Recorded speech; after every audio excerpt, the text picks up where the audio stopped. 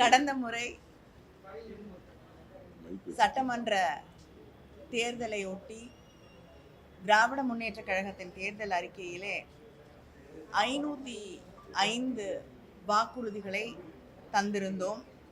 அதில் 404 வாக்குறுதிகள் நிறைவேற்றப்பட்டிருக்கிறது. அது மட்டும் இல்லாமல் காலை உணவு திட்டம் போன்ற தேர்தல் வாக்குறுதிகள் இல்லாத எத்தனையோ திட்டங்கள், வீடு தேடி மருத்துவம் போன்ற எத்தனையோ திட்டங்களை முதலமைச்சர் அவர்கள் நிறைவேற்றி தந்திருக்கிறார்கள். இந்த மீதி இருக்கக்கூடிய 101 வாக்குறுதிகளிலே 37 வாக்குறுதிகள் ஒன்றிய அரசாங்கத்துடைய ஒத்துழைப்போடு தான் நிறைவேற்ற முடியும் என்ற ஒரு காரணத்தால் அவை நிறைவேற்ற முடியாத ஒரு சூழ்நிலை இருக்கிறது. மீதி 64 திட்டங்கள் அந்த பகுதியில் இருக்கக்கூடிய மக்களுடைய எதிர்ப்பு, அதை நிறைவேற்ற முடியாத ஒரு சூழல் என்ற காரணங்களுக்காக அவை நிறைவேற்றப்படவில்லை. ஆனால் மீதி இருக்கக்கூடிய அத்தனை வாக்குறுதிகளையும் திராவிட முன்னேற்ற கழகம், நம்முடைய முதலமைச்சர் அவர்கள் நிறைவேற்றி தந்திருக்கிறார்கள். அது மட்டும் இல்லாமல் நான் குறிப்பிட்டு சொன்ன அந்த காலை உணவு திட்டமாக இருக்கட்டும், தமிழ் புதல்வன், புதுமை பெண், நான் முதல்வன் என்று எத்தனையோ திட்டங்களை, பசுமை தமிழ்நாடு இயக்கம், தாயுமானவர் திட்டம், அன்பு கரங்கள், மாற்றுத்திறனாளிகளுக்கு உள்ளாட்சி அமைப்புகளில் பிரதிநிதித்துவம், மகளிர் பெயரில் சொத்து பதிவு செய்யப்பட்டால் அந்த முத்திரை தாளிலிருந்து 1% அது அந்த பதிவு குறைக்கப்படுகிறது, அந்த பெர்சன்டேஜ் குறைக்கப்படுகிறது என்று எத்தனையோ தேர்தல் வாக்குறுதிகளிலே தராத எத்தனையோ திட்டங்களை நாங்கள் செயல்படுத்தி தந்திருக்கிறோம். இந்த ஆண்டு வரக்கூடிய சட்டமன்ற தேர்தலுக்கான திராவிட முன்னேற்ற கழகத்தின் தேர்தல் அறிக்கை ஆவலோடு மக்களால் எதிர்பார்க்கப்பட்டது. நேற்று முதலமைச்சர் அவர்கள் அந்த தேர்தல் அறிக்கையை வெளியிட்டிருக்கிறார்கள். பல்வேறு தரப்புகளிலிருந்து பாராட்டக்கூடிய அளவிற்கான ஒரு தேர்தல் அறிக்கையாக அந்த தேர்தல் அறிக்கை அமைந்திருக்கிறது. தேர்தல் அறிக்கை குழு பல மாவட்டங்களுக்கு சென்று அங்கே இருக்கக்கூடிய மக்களை சந்தித்து, கிட்டத்தட்ட நேரில் சந்தித்து அவர்களிடம் இருந்து பெறப்பட்ட மனுக்கள், ஏஐ பிளாட்ஃபார்ம் வழியாக வாங்கிய மனுக்கள், அது மட்டும் இல்லாமல் இமெயில், வாட்ஸ்அப் செய்திகளாக, குறுஞ்செய்திகளாக பெறப்பட்ட தகவல்கள், கோரிக்கைகள் என்று கிட்டத்தட்ட 80,000 கருத்துக்களை பெற்று இந்த தேர்தல் அறிக்கை குழு இந்த தேர்தல் அறிக்கையை தயாரித்திருக்கிறது. அது மட்டும் இல்லாமல் ஒவ்வொரு ஃபீல்ட்லையும் இருக்கக்கூடிய எக்ஸ்பர்ட்ஸ் அவங்களோட கலந்தாலோசனை செய்து இந்த தேர்தல் அறிக்கையில் தரக்கூடிய வாக்குறுதிகள் நிறைவேற்றப்படக்கூடிய சாத்தியங்கள் என்ன, அதையும் ஆராய்ந்து இந்த தேர்தல் அறிக்கையை உருவாக்க வேண்டும். இங்கே கொடுக்கப்பட்டிருக்கக்கூடிய வாக்குறுதிகள் நிறைவேற்றப்படக்கூடிய வாக்குறுதிகளாக இருக்க வேண்டும் என்று முதலமைச்சர் அவர்கள் உறுதியாக எங்களுக்கு பணித்திருந்தார்கள்.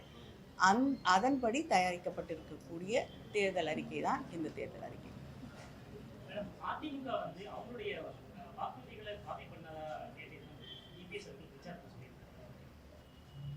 உண்மையை சொல்லணும்னா அவங்களோட தேர்தல் அறிக்கையை படிக்கக்கூடிய நேரமோ வாய்ப்போ எங்களுக்கு கிடைக்கல. யாரும் படித்ததாகவும் எனக்கு தெரியல. ஏன்னா அதிமுகவுடைய தேர்தல் அறிக்கையை யாரும் பெரிதாக பொருட்படுத்துவதே கிடையாது. ஏன்னா அதில் சொல்லப்பட்டிருக்கக்கூடிய பல விஷயங்கள் நிறைவேற்றப்படுவதே கிடையாது. அது மட்டும் இல்லாமல் அவர்களுடைய தேர்தல் அறிக்கையில் இன்று நடைமுறையில் இருக்கக்கூடிய பல திட்டங்களை அவர்கள் தேர்தல் அறிக்கையிலே தந்திருக்கிறார்கள். என்னென்ன திட்டங்கள் தமிழ்நாட்டில் நடைமுறையில் இருக்குது, இந்த திராவிட மாடல் அரசு என்ன திட்டங்களை செயல்படுத்தி கொண்டிருக்கிறது அப்படிங்கிறத கூட தெரிஞ்சுக்காம ஒரு தேர்தல் அறிக்கை எழுதப்பட்டிருக்கிறது என்றால் அந்த தேர்தல் அறிக்கையை காப்பி பண்ண வேண்டிய அவசியம் எங்களுக்கு நிச்சயமாக கிடையாது.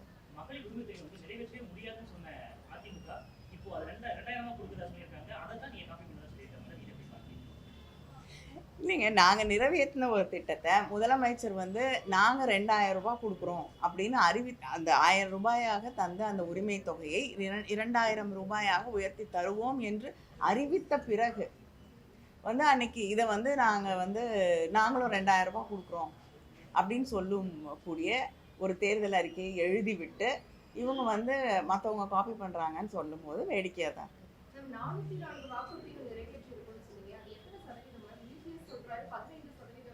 இல்லை அவருக்கு இல்லை இல்லை அவங்க எல்லாருக்கும் யாராவது நல்ல கணக்கு தெரிஞ்சவங்க வந்து அந்த பெர்சன்டேஜ் இல்லை இல்லைங்க, நீங்களே கணக்கு போட்டுக்கோங்க. 505 அதில் 404 நிறைவேற்றிருக்கோம். பெர்சன்டேஜ் யாருக்கு வந்து கணக்கு போட தெரியுமோ போட்டுக்கலாம். அவங்க 2 பேருக்கும் ஏதோ பிரச்சனை இருக்குன்னு நினைக்கிறேன். அவர் வந்து 80% அதற்கு மேல் நிச்சயமாக. அதாங்க 505ல் 404 செயல்படுத்தப்பட்டிருக்கிறது. அது வந்து நிறைய செயல்படுத்தப்படவில்லை அப்படிங்கிறது இல்லை. அவங்க தேர்தல் வாக்குறுதிகளில் வந்து எத்தனை செயல்படுத்தவில்லை அப்படின்னு கணக்கெடுத்தோன்னா அந்த பட்டியல் நீண்டு கொண்டே போகும்.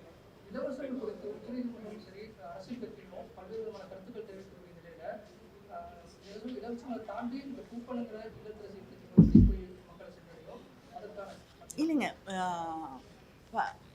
பல பேர் வந்து இலவசங்கள் அப்படின்ற ஒரு வார்த்தையை வந்து திரும்ப திரும்ப பயன்படுத்தி கொண்டு அதை ஒரு அரசியலாக்க முயற்சி செய்து கொண்டிருக்கிறார்கள். உலகத்தில் வந்து எல்லா எக்கானமிஸ்டுமே, ஏன் நம்முடைய முன்னாள் நிதியமைச்சராக இருக்கக்கூடிய திரு ப. சிதம்பரம் அவர்கள் உட்பட கோவிட் நேரத்தில் இருந்தோ பல தருணங்களில் ஒரு இக்கானமிக்கு வந்து பொருளாதார வளர்ச்சி அடைய வேண்டுமென்றால் ஒரு ஸ்டிமுலஸ் இருக்கணும் அப்படிங்கிறத திரும்ப திரும்ப சொல்லி கொண்டிருக்கிறார்கள். மக்கள் கையில் பணம் கொடுக்கப்படும் போது, மக்களிடம் பணம் போய் சேரும் பொழுது தான் அங்கே இருக்கக்கூடிய பொருளாதாரம் வளர்ச்சி அடையும். ஏன்னா பர்ச்சேசிங் பவர், வாங்கக்கூடிய அந்த திறன் மக்களுக்கு அதிகப்படும் போது தான் அங்கே இருக்கக்கூடிய அந்த பொருளாதாரம் அப்படிங்கிற அந்த ஹோலிஸ்டிக்காக அது வளர முடியும். அதனால தான் இப்போ 1000 ரூபாய் மகளிர் உரிமை தொகை வழங்கப்படுகிறதுன்னா அந்த மகளிர் உரிமை தொகை அப்படிங்கிறது வந்து அந்த பெண்கள் கையில் இருக்கக்கூடிய செலவு பண்ணக்கூடிய திறனை அதிகரிக்கிறது, சுற்றி இருக்கக்கூடிய பொருளாதாரத்தை அது இன்னும் அதிகப்படுத்துகிறது. அவங்க அதை வைத்துக்கொண்டு ஏதாவது ஒரு பிஸ்னஸோ ஏதாவது தன்னால் முயன்ற ஒரு விஷயத்தை அவங்க முன்னெடுக்கும் பொழுது அது வந்து நிச்சயமாக அங்கே ஒரு பெரிய ஸ்டிமுலஸாக தான் மாறுதே தவிர அது வந்து இலவசம் அப்படிங்கிறது இல்லை. பேருந்து பயணத்தை எடுத்துக்கோங்க. பேருந்து பயணம் வந்து இன்னைக்கு கட்டணம் இல்லா பேருந்து பயணம், விடியல் பயணம் அப்படிங்கிறது. ஒரு பெண் வந்து கணவன் வீட்டில் இருக்கவங்கெல்லாம் வேலைக்கு போயிடுறாங்க, அந்த குழந்தைகள்லாம் பள்ளிக்கூடம் போயிடுறாங்க, அவளுக்கு மதியம் அவங்க எல்லாம் போன உடனே மதியம் மாலை வரைக்கும் அவங்களுக்கு வந்து ஃப்ரீ டைம் இருக்குது. முன்னாடி வந்து பஸ்ஸுக்கு காசு கொடுக்கணும்னு சொல்லிட்டு வீட்டில் இருப்பாங்க. இப்போ ஒருவேளை வந்து எங்கேயா போய் ஒரு வீட்டில் சமைக்க முடியும், 2 மணி நேரம் போய் சமைச்சு கொடுத்துட்டு வர முடியும்னா she will take up that. அங்கே போய் சமைச்சு கொடுத்துட்டு ஒரு 5000 அவங்களால சம்பாதிக்க முடியும்னா இந்த கட்டணம் இல்லா பேருந்து பயணம் ஒரு 5000 ரூபாய் அந்த பெண்ணுக்கு சம்பாதிக்கக்கூடிய வாய்ப்பை உருவாக்கி தருகிறது. இதை வந்து நம்ம புரிஞ்சுக்கணும். அது இல்லாமல் வந்து இலவசம்னா இது வந்து ஒரு சோஷியல் இன்வெஸ்ட்மெண்ட், சமூக நீதிக்கான ஒரு இன்வெஸ்ட்மெண்ட். அதை வந்து புரிஞ்சுக்காம ஒருவேளை சமூக நீதி உருவாகி விடக்கூடாது அப்படின்னு நினைக்கக்கூடியவர்கள் இதை விமர்சனம் செய்யலாம்.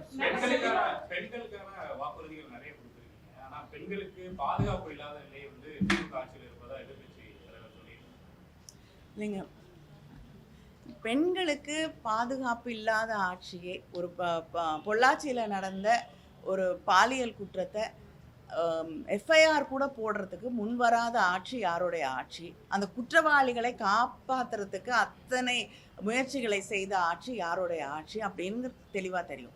திராவிட முன்னேற்ற கழக ஆட்சியில் ஒரு குற்றம் நடந்து விட்டால் முதலமைச்சர்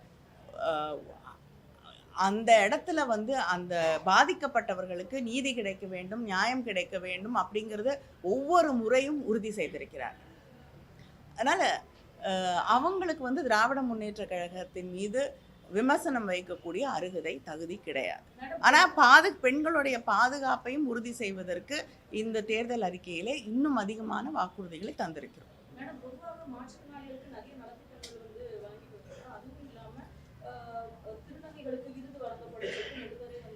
கவுன்சிலிங் கொடுக்க போகிறோம். ஏன்னா நிறைய குழந்தைங்க வந்து ஒரு கன்ஃபியூஸ்டான ஒரு வயது பருவத்தில் இருக்கும் பொழுது அவங்களுக்கு அந்த கவுன்சிலிங் தேவைப்படுது, அதையும் தருகிறோம் அப்படின்னு சொல்லி.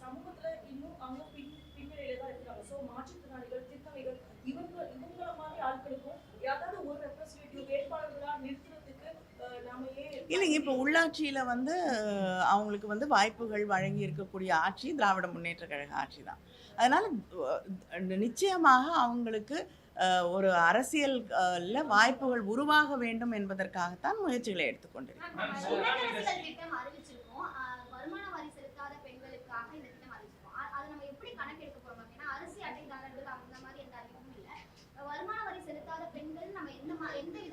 இல்லைங்க, இப்போவே வந்து நம்ம வந்து மகளிர் உரிமை தொகை கிட்டத்தட்ட 1,30,00,000 பெண்களுக்கு மேல் அவங்க வழங்கி கொண்டிருக்கிறோம்.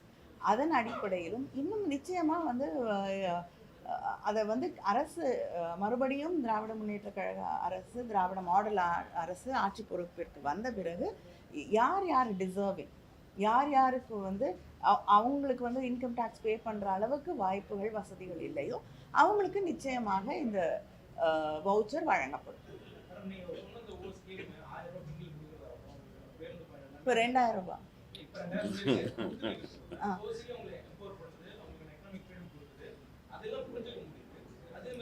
இல்லைங்க, அது மட்டும் இல்லாமல் ஒரே செகண்ட், இப்போ சுய உதவி குழுக்களில் இருக்கக்கூடிய பெண்கள் வந்து தான் சுயமாக தொழில் தொடங்க வேண்டும் அப்படின்னா அவங்களுக்கு மானியத்தோடு கடன் வழங்கப்படும் அப்படிங்கிறதையும் அறிவிச்சிருக்கோம்.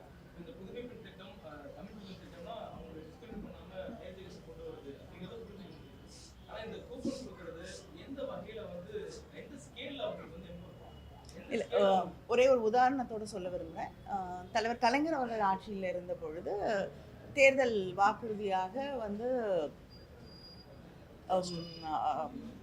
கேஸ் அடுப்பு கொடுக்குறோம் அப்படின்னு ஒரு இது ஸ்கீம் அறிவிச்சிருந்தாங்க.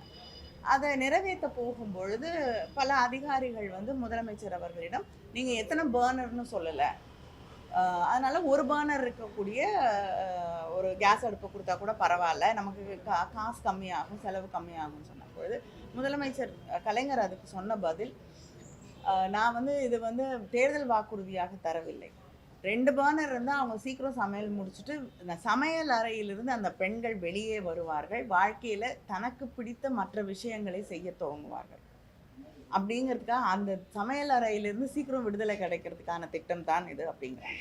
அதே போல தான் இப்போ வந்து நீங்கள் ஒரு வாஷிங் மிஷின் வாங்குறீங்கன்னா அந்த துணியை வந்து கையில் வச்சு துவைச்சிட்டு இருக்கிறதுக்கான அந்த நேரத்தை குறைக்கணும்.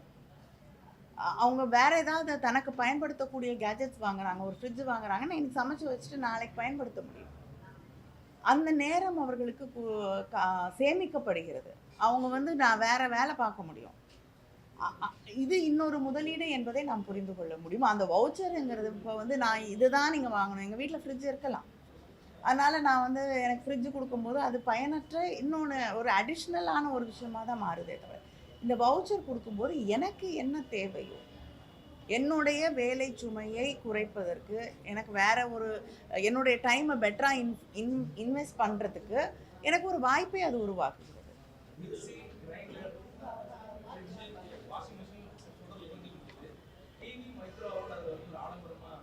மைக்ரோவேவ் அவன் எப்படிங்க ஆடம்பரம்? நீங்கள் திருப்பி வந்து வீட்டில் போய் கேளுங்க. நீங்கள் ஒரு வேளை வந்து கிச்சன் பக்கமே போனதில்லை, எந்த அளவுக்கு பயன்படுத்திருக்கீங்கன்னு தெரியல. நீங்கள் சாதாரணமாக ரொம்ப சிம்பிள் டேர்ம்ஸில் சொல்லணும்னா ஒரு பாத்திரத்தை ஃப்ரிட்ஜிலேருந்து நீங்கள் நேராக மைக்ரோவேவில் வச்சிங்கன்னா சூடாயிரும். இல்லைன்னா நீங்கள் அடுப்புலேருந்து அதை எடுத்து இன்னொரு பாத்திரத்தில் போட்டு அப்புறம் அந்த பாத்திரத்தை கழுவணும். அது பெண்களுக்கு தான் தெரியும் அந்த வழி. Amrit Prakash from ANI, schemes like rupees 2,000 financial assistance and 8,000 being allotted as coupons are being projected as empowerment to the citizens. On the other hand, critics are saying that it's just the freebies and it will have a lot of impact on the revenue system. I just explained why it is not. I think I'm sure many of our friends will be able to translate it to you. But when you give 2,000 rupees, when you put 2,000 rupees in the hands of a woman, it is her money. She doesn't have to depend on somebody to spend it. So she can actually spend it the way she needs to spend it, or she can invest it into something. She can take care of her health without depending on somebody. So it is definitely to empower her and to give her that confidence that what economic freedom, it will make her understand what economic freedom means also. So it is an empowerment scheme, it is not freebies. Being in power from the past 5 years and this manifesto in hands of DMK cadre, do you think this will pave out the way for DMK 2.0 and 2026? No, I think the government, what the government has achieved, this manifesto, people trust this manifesto because what we've delivered in the 5 years is what they've seen. So that is what gives the people the confidence to trust in this manifesto. And definitely, I'm very sure people have complete faith in the DMK governance and in the chief minister. So definitely, they will vote us back to power. Do you think this kind of கடந்த முறை கொடுத்த வாக்குறுதிகள்ல case சிலிண்டருக்கு 100 ரூபாய் மானியம் சொல்லியிருக்கோம். அதை எப்போ செயல்படுத்துன்னு கேட்டதுக்கு நாங்க சொன்னோம். எப்போ செயல்படுத்தணும்னு சொன்னோமா அப்படின்னு அப்போ அது நிதி ஏன் அமைச்சர் சொல்லிட்டாங்க? கேட்டாங்க. அது யூனியன் பக்கம். இப்போ கொடுத்துருக்க இந்த வாக்குறுதிகளை எப்போ செயல்படுத்தணும்? இந்த 5 ஆண்டுகள்.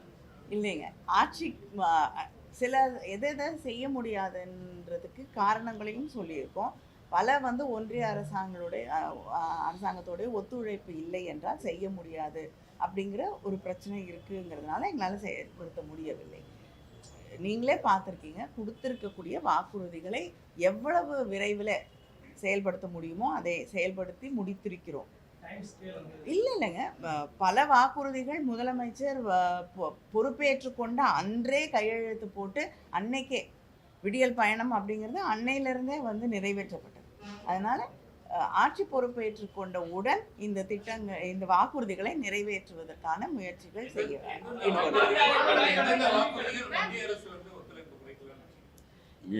இந்த தடவை முடிந்த வரைக்கும் மத்திய அரசாங்கத்தின் ஒத்துழைப்பு தேவைப்படாத வாக்குறுதிகளாகத்தான் தந்திருக்கிறோம். வீட்டிலிருந்து விலக்கு, அதே போன்று மாணவர்கள் கல்வி கட்டணம் தடுத்துங்கிறதெல்லாம் மத்திய அரசு ஒத்துழைப்பினால் செய்யக்கூடிய திட்டங்கள் புரிந்து கொள்ள முடியுது, நம்ம முடியல இருந்தது. 24 எலெக்ஷன்ல நீங்க ஆட்சி பண்ண எதிர்பார்க்கப்பட்டது, அதுவும் புரிந்து கொள்ள முடியுது. ஆனா இந்த சிலிண்டருக்கு 100 ரூபாய் மானியம், பெட்ரோல் டீசல் விலை குறைப்பு முழுமையாக செயல்படுத்துறதுலாம் டீசல் குறைச்சோம். டீசலுக்கு விலை குறைச்சவங்க, ஆனா அதுக்குமே இல்லைங்க, முழுமையாக குறைக்கிறது நிச்சயமாக இல்லைங்க. அவங்களுக்கு அவங்களும் குறைக்கணும் இல்லையா?